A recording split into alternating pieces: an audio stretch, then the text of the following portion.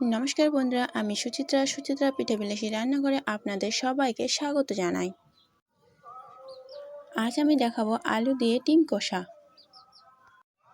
আজ আমি একটু অন্যরকম করে অন্য স্টাইলস করে ডিম কষা বা আলু দিয়ে ডিম কষা বানিয়ে দেখাবো। আর এইটুকু আমি কথা দিতে পারি যে আমি যেভাবে বানালাম এইভাবে যদি আপনারাও বানান তাহলে আপনাদের বাড়ির সকলেই খুব পছন্দ করবে। আর এই আলু দিয়ে ডিম কষা কিন্তু খেতে অনেকটাই সুস্বাদু ও সুন্দর লাগে। তো চলুন বন্ধু, মেন রেসিপিতে ফেরা যাক। সবার প্রথম আমি নিয়ে নিলাম কিছুটা ডিম। জল দিয়ে ভালো করে ডিমগুলো দিয়ে দিলাম।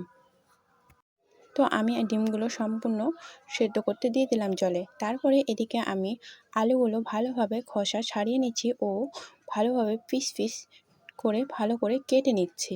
কেটে নেওয়ার পরে ভালোভাবে 2 থেকে 3 বার ওয়াশ করে নেব। তারপর জল দিয়ে কিছুক্ষণ ভিজিয়ে রাখবো। ডিমগুলো আমার সিদ্ধ হয়ে গেলে ভালোভাবে খোসাটা ছাড়িয়ে নেব।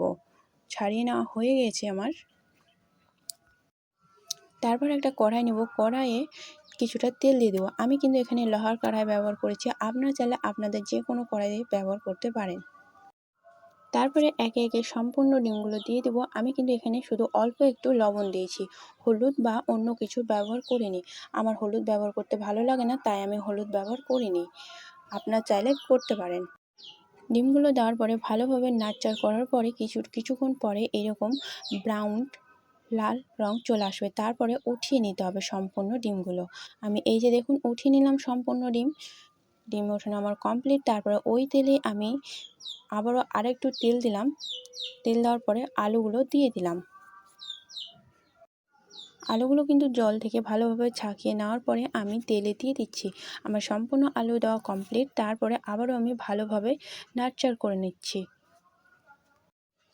আমার ভালোভাবে নাড়চাড় করা হয়ে গেলে তারপরে একে একে সমস্ত মশলাগুলো দিয়ে দেব। তো আমি প্রথমে দিলাম পেঁয়াজ কুচি। আমি পেঁয়াজ আগে থেকে কুচি করে রেখেছিলাম। তার পেঁয়াজ কুচি আমার সম্পূর্ণ একটু বেশি করে দিয়েছি। আমি মোটামুটি এখানে 3টা ব্যবহার করেছি। আমি এখানে বড় 3টা পেঁয়াজ নিয়েছি। তারপরে দিয়ে দিলাম রসুন। রসুনটাকে হালকাভাবে থেতো করে নিয়েছি। গোটা রসুন কিন্তু আমি এখানে ব্যবহার করিনি, হালকা করে আমি থেতো করে নিয়েছি। তো আপনারাও থেতো করে দিবেন। তারপরে আবারও আমি ভালোভাবে নাড়চাড় করে নিলাম। তারপরে দিয়ে দিলাম 3টা লঙ্কা।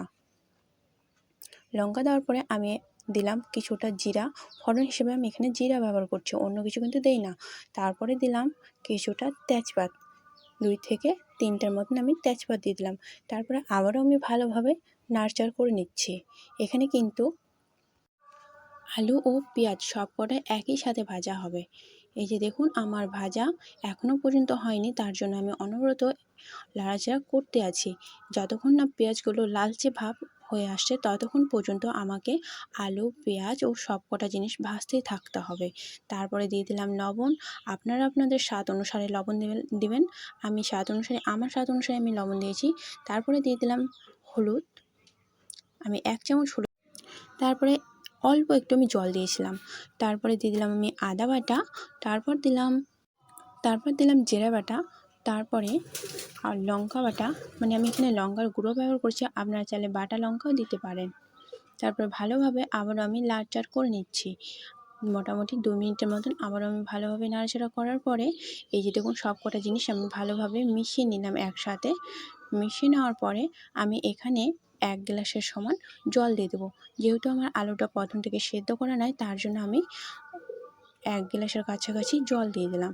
আমি এখানে গ্লাস ব্যবহার করছি, আপনারা চাইলে আপনাদের অনুযায়ী জল দিতে পারেন। আমি এখানে মোটামুটি 1 পোয়ার সমান জল দিয়েছি। যতক্ষণ পর্যন্ত জলটা শুকিয়ে না আসে ততক্ষণ পর্যন্ত আমাকে নাড়াচাড়া করতেই থাকতে হবে। তারপরে দিয়ে দিলাম 2টা পিস করে কেটে রাখা টমেটোগুলো দেওয়ার পরে আবারও আমি ভালোভাবে নাড়াচাড়া করলাম। নাড়াচাড়ার পরে অল্প একটু জল দিলাম। যেহেতু আমি এখানে তেল বেশি ব্যবহার করছি না, তার জন্য জল দিয়ে আমি ভালোভাবে কষিয়ে নিচ্ছি। আমার ভিডিওটি দেখে যদি আপনাদের ভালো লাগে চ্যানেলটিকে সাবস্ক্রাইব করে আমার পাশে থাকার অনুরোধ রইল। আমার এখনও কিন্তু কষা হয়নি, তার জন্য আমি উঠিয়ে আপনাদেরকে দেখালাম ও আবারও ভালোভাবে নাড়াচাড়া করতে আছি। যতক্ষণ কড়াইয়ে লেগে না যাবে ততক্ষণ পর্যন্ত ভালোভাবে নাড়াচাড়া করতেই থাকতে হবে। কিছুক্ষণ পর পর থেমে থেমে করলেই হবে। একদম যে নাড়াচাড়া করতে থাকতে হবে তার কোনো মানে নেই। কিছুক্ষণ পর কষা যতক্ষণ পর্যন্ত না হবে ততক্ষণ পর্যন্ত নাড়াচাড়া করতে থাকতে হবে। আমার কষা কমপ্লিট, তার জন্য আমি মোটামুটি 2 পোয়ার মতন জল দিয়ে দিলাম। জলটা একটু বেশি করে দিলাম কারণ আলুটাও সেদ্ধ হবে, প্লাস মানে ঝোলটা গাঢ় হওয়া পর্যন্ত আমাকে রাখতে হবে, তার জন্য আমি একটু জলটা বেশি করে দিলাম। তারপরে দিয়ে দিলাম ডিমগুলো, যে আমি আগে থেকে ভেজে রেখেছিলাম, ও ডিমগুলো আমি দিয়ে দিলাম। দেওয়ার পরে ভালোভাবে নাড়াচাড়া করে আমি কিছুক্ষণের জন্য রেখে দিলাম ফোটানোর জন্য। আমি এখানে প্রায় 3 থেকে 4 মিনিটের মতন ফোটাতে রেখেছিলাম। তারপরে একটু পর পর ভালোভাবে দেখে নিচ্ছি যে আমার আলুগুলো সেদ্ধ হয়েছে কি না। এই যে দেখুন, আমি ছুরি দিয়ে কেটে দেখছি। যদি আলুগুলো সেদ্ধ হয়ে যায় তাহলে না, যদি আলুগুলো ভালোভাবে সেদ্ধ হয়ে যায় তবে না, তাহলে একটু সাইডে এভাবে দাবা দিলে কেটে যায়। তারপরে আমার এখানে আলু সেদ্ধ হয়ে এসেছে, তার জন্য আমি দিয়ে দিলাম গরম মশলা বাটা।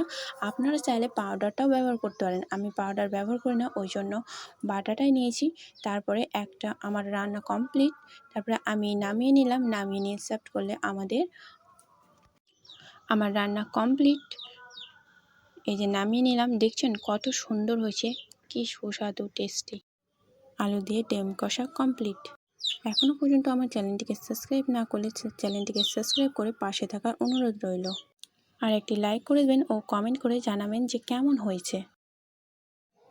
আর হ্যাঁ, ডিম কষা কেমন হয়েছে অবশ্যই আমাকে কিন্তু জানাবেন। নমস্কার বন্ধুরা।